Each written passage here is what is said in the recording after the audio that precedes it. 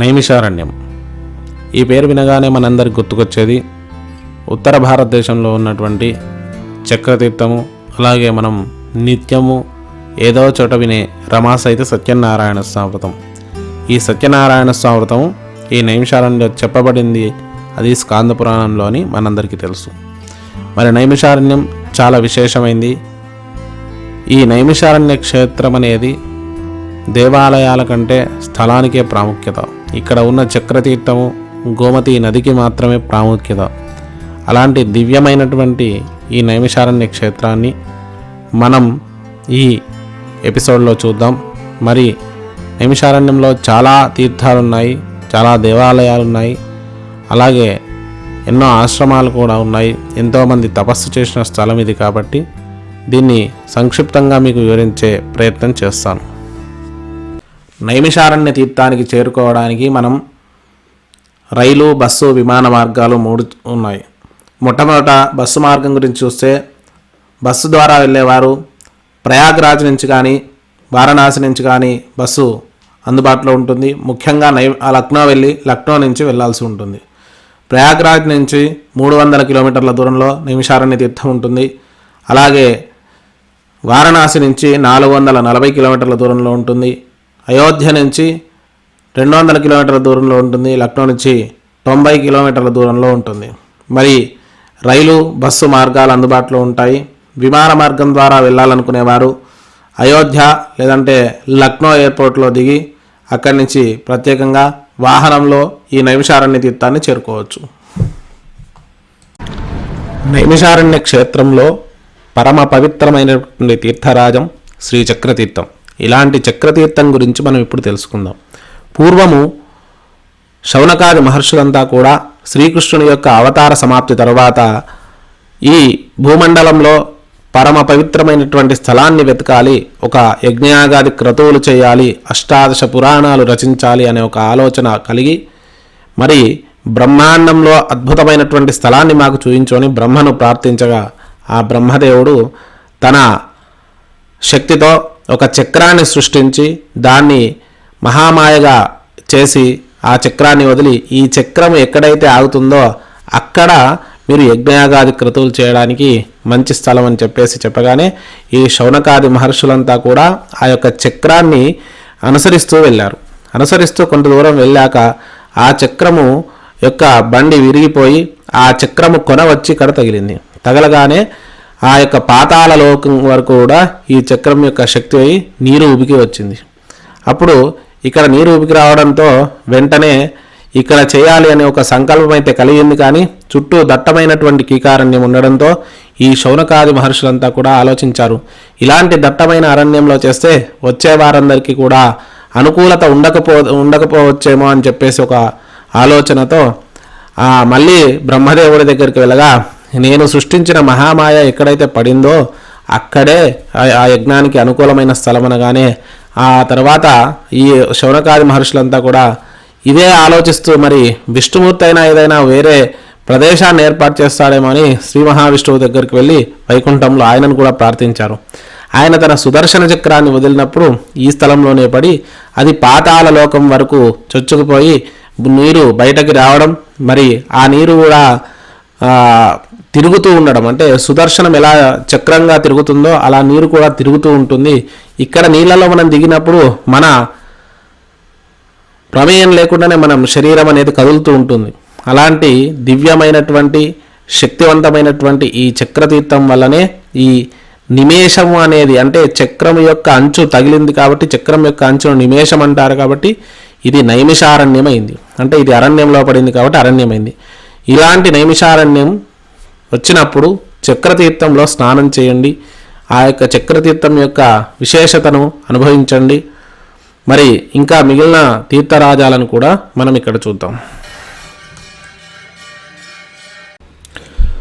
నైమిషారణ్య క్షేత్రంలో మరో అద్భుతమైనటువంటి దేవాలయం. ఇది నైమిషారణ్యానికి 7 కిలోమీటర్ల దూరంలో ఉంది. ఇది రుద్రావత్ మహాదేవ్ మందిర్ అంటారు. మరి ఇక్కడ లోకల్ ఆటోల్లో మనం వెళ్ళొచ్చు. చాలా విశేషమైనటువంటి ఈ దేవాలయం గోమతీ నదిలో నది అంతర్భాగంలో ఉన్న శివలింగం. ఇది పూర్వము పరమేశ్వరుడు తన ఆత్మలింగాన్ని ఇక్కడ ప్రతిష్ఠించి ఇక్కడ తపస్సు చేసినట్టుగా మనకు స్థల పురాణం చెబుతుంది. మరి అలాంటి దివ్యమైనటువంటి ఈ ప్రాంతమంతా కూడా ఎంతో మనోహరంగా, ఎంతో రమణీయంగా, ప్రకృతి అందాల మధ్య ఉంటుంది. చాలా అద్భుతంగా ఉంటుంది. నిర్మలమైనటువంటి గోమతీ నది, అలాగే మనం చూస్తున్నటువంటి శివలింగం. ఇక్కడ విచిత్రం ఏంటి అంటే బిల్వదళాలు నీటి లోపలికి మునిగిపోతాయి, పండ్లు వేసినా కూడా నీటి పైనే తేలుతాయి. ఇక దాంతోపాటు పాలు వేస్తే అక్కడ శివలింగం పైకి వెళ్తాయి. చాలా విశేషం. మరి ఇది మేము కూడా ప్రయత్నించాము, పండ్లు అయితే మునగలేదు, బిల్వదళాలన్నీ కూడా లోపలికి వెళ్ళాయి, మారేడు కాయలు కూడా వెళ్ళాయి, మిగిలినవి కూడా లోపలికి వెళ్ళట్లేదు. చాలా అద్భుతంగా ఉంది. ఇది కూడా మీరు తప్పకుండా దర్శించండి, ధరించండి. ఈ గోమతీ నదిలో రుద్రావత్ మందిర్ దర్శనం చేసుకున్నాక బయటకు వస్తుంటే ఎడమవైపు ఆ యొక్క పరమేశ్వరుడి యొక్క దేవాలయం కనిపిస్తుంది. దాంతోపాటు జంటనాగుల యొక్క దేవాలయం కూడా మనకు దర్శనమిస్తుంది. ఇవి కూడా తప్పక దర్శించండి. దర్శించుకొని ఇక్కడి నుంచి ఇంకా ముందుకు వెళ్దాం.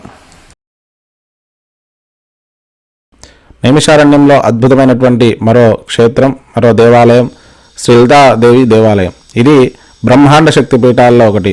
అమ్మవారి హృదయస్థానం పడ్డట్టుగా మనకు ఇక్కడ స్థల పురాణం చెప్తుంది. కాబట్టి ఈ దేవాలయాన్ని కూడా దర్శించండి. ఇక్కడి పూజారి గారి మాటల్లో విందాం. पराशक्ति राजराजेश्वरी टिपू सुंदरी जगत जननी ललिता माता शिव को धारण किए हुए हैं और हृदय भाग विराजमान है। और नैमिषारण्य तीर्थ है, 88,000 ऋषिमुनि, 33 करोड़ देवताओं की तपोभूमि है। यहाँ पर 88,000 ऋषिमुनि, 33 करोड़ देवताओं ने तपस्या किया। ये पराशक्ति स्वयंभू पूरा ब्रह्मांड इसी में हमारी माँ पराम्बिका टिपू सुंदरी राजराजेश्वरी जगत जननी ललिता माता इसी में विराजमान है। और यहाँ नैमिषारण्य जो चक्रतीर्थ चक्र कुंड है, जो ये चक्र तीर्थ मैया ने ही इसको अपनी छगुनिया से ही रोका है। ब्रह्मा जी का मनोमय चक्र है और ललिता मैया ने रोका है।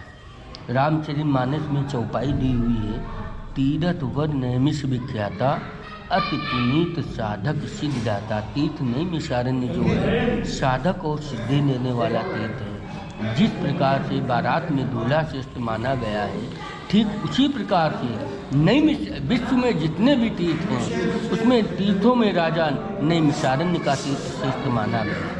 बोलो ललिता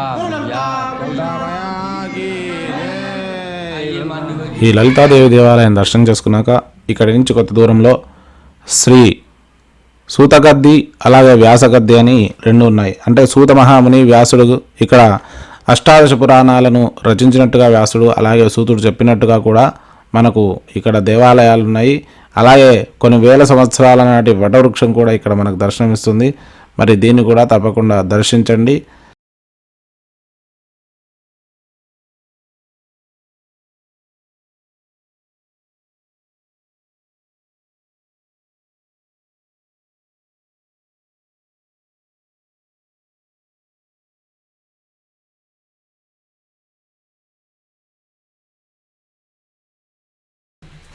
నైమిషారణ్యంలో మరో దేవాలయం శ్రీ బడే హనుమాన్ మందిర్. ఇది ఒక 50 మెట్లు వెళ్ళాల్సి ఉంటుంది. చాలా అద్భుతంగా ఉంటుంది. ఆంజనేయ స్వామి విరాట్ స్వరూపం చూసినట్టుగా ఉంటుంది. పెద్ద ఆకారంతో ఆంజనేయ స్వామి ఇక్కడ వెలిసాడు. ఒక గుహలో ఉన్నట్టుంటుంది. మరి చాలా అద్భుతంగా ఉంటుంది. ఈ ఆంజనేయ స్వామిని కూడా దర్శించండి. అక్కడి నుంచి కొంత దూరంలో ఆంధ్రాశ్రమం ఉంటుంది. ఇక్కడ అద్భుతమైనటువంటి అమ్మవారి యొక్క శక్తి పీఠాన్ని ప్రతిష్ఠించారు. అలాగే శక్తి స్థానంగా అద్భుతమైనటువంటి దేవాలయ సముదాయం అనేది మనకి ఇక్కడ కనిపిస్తుంది. గణపతి తర్వాత ఈశ్వరుడు తర్వాత సత్యనారాయణ స్వామి. ఇక్కడ ప్రత్యేకంగా సత్యనారాయణ స్వామి వ్రతాలు కూడా ఆచరిస్తారు.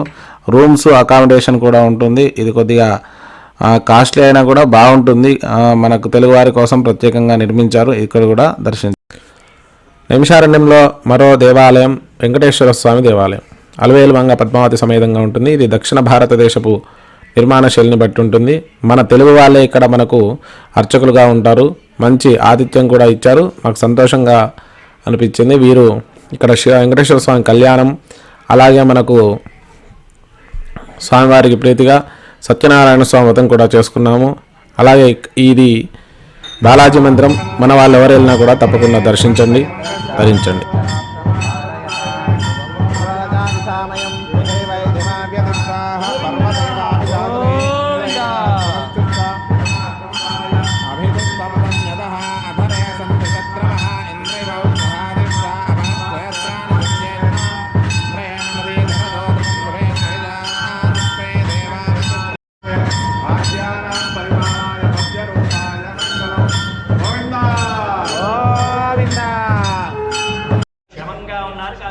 వస్తున్నారనగానే ఆ మాట వింటూనే సత్యదీప వ్రతానికి విగ్రహం చేసుకున్నారు. భర్తలే వస్తూ ఉండగా ఇంకా ఈ పూజలు ఎందుకు పురస్కారాలు ఎందుకని చెప్పి ఆ వ్రతానికి విగ్రహం చేసుకున్నారు. తీర్థ ప్రసాదాలు స్వీకరించలేదు, శిరస్సును అక్షతలు వేసుకోలేదు.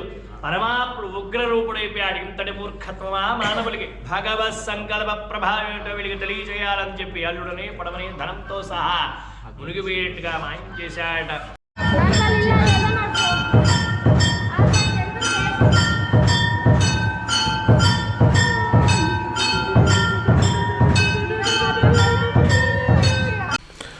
నైమిషారణ్యంలో మరో దేవాలయం దధీచికుండ్. నైమిషారణ్యానికి 14 కిలోమీటర్ల దూరంలో ఉంటుంది. సాక్షాత్తు దధీచి మహర్షి తన శరీర భాగాలను ఆయుధాలుగా చేసుకోవడానికి తన శరీరాన్ని త్యాగం చేసిన స్థలం. ఇక్కడ దధీచికుండ్లో మరి ముక్కోటి దేవతలు కూడా ఆ దధీచి మహర్షి స్నానం చేయడానికి అన్ని తీర్థాలను కూడా ఆ గుండంలో పోసినట్టుగా అక్కడ స్నానం చేస్తే సర్వతీర్థ స్నాన ఫలితం కలుగుతుందని ఇక్కడ స్థల పురాణం. మరి ఇది మేము వెళ్ళలేదు, ఫోటో ద్వారా మీకు చూపించే ప్రయత్నం చేస్తాను. ఇక్కడికి కూడా వెళ్ళి దర్శనం చేసుకోండి. ఇక్కడ దేవదేవేశ్వర మందిరం అని ఉంది. మరి ఇది కూడా చాలా విశిష్టమైంది. పూర్వము ఈ దేవదేవేశ్వర మందిరం ఇంద్రాది దేవతలు ప్రతిష్ఠించినట్టుగా మనకు స్థల పురాణం ఉంది.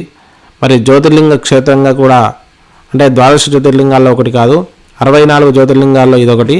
మరి ఈ తీర్థాన్ని కూడా దర్శించండి. ఇది సత్యయుగం నాటి నుంచి ఈనాటికి కూడా ఆ యొక్క భక్తుల సేవలు అందుకుంటుంది కాబట్టి ఇది కూడా చాలా మహత్తరమైన క్షేత్రం. దీన్ని కూడా దర్శించండి. చూశారు కదా నైమిషారణ్య తీర్థం. చాలా సుప్రసిద్ధమైనటువంటి నైమిషారణ్య తీర్థం. తీర్థానికే ప్రాముఖ్యత.